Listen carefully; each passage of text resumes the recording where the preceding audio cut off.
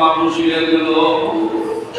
আমার মাওলা তোমার এত সুন্দর করে বানায় পাঠাইলো, আমার বাবার একটা ডাক দেওয়ার সময় তুমি পাইলা।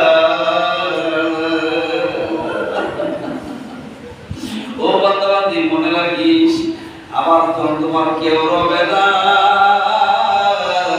তোমার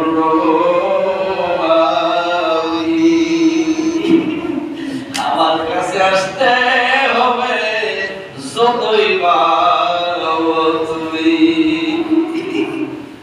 তোমার যখন কেউ রবে না, কবরের মধ্যে তোমার সাহায্য করার কেউ থাকবে না, তোমার সন্তানরা তোমার কবরে নামায় দিয়া, তোমার সন্তানরা তোমার কবরে নামায় দিয়া মাটি দিয়ে সুন্দর করে দিয়ে চলে আসবে।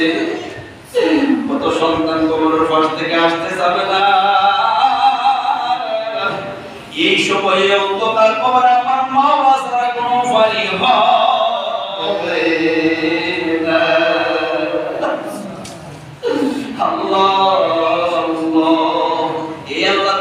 সম্পদ পাই আজকে তুমি সম্পদের জন্য পাগল হয়ে গেল, সম্পদের জন্য তুমি আজকে নামাজ ছাড়িয়ে দিলে, আমার মাওলার হুকুম ছাড়িয়ে দিলে।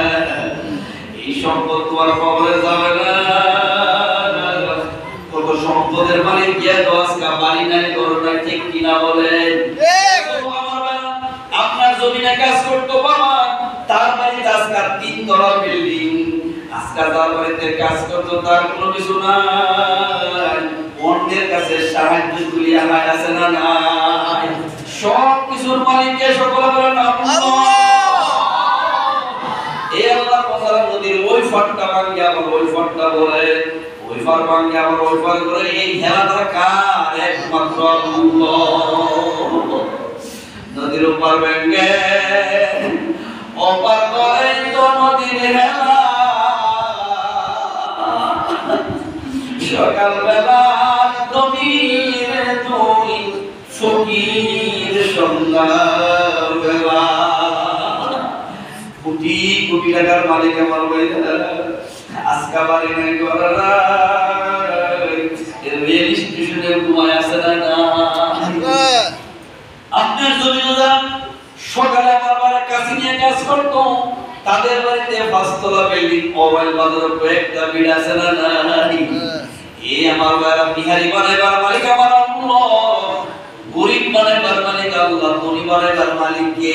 আল্লাহ। আমার 5টা তো বিদেশ গেছে, কয়টা? 5টা গেছে, 5টা ইতালি গেছে, 5টা মাসে 2 লাখ করে 10 টাকা আমার কাছে। মানে ইতালি বড় করছে, বড় কি ইতালি করছে না আল্লাহ? আল্লাহ।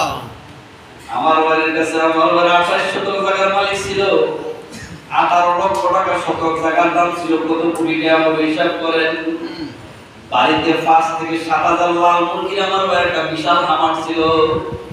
আমার দেখা 7 বছরের ভিতরে হামার বেচা, বাড়ি বেচা, ওই নাসিরনগর সাতলবার গিয়ে বলছে।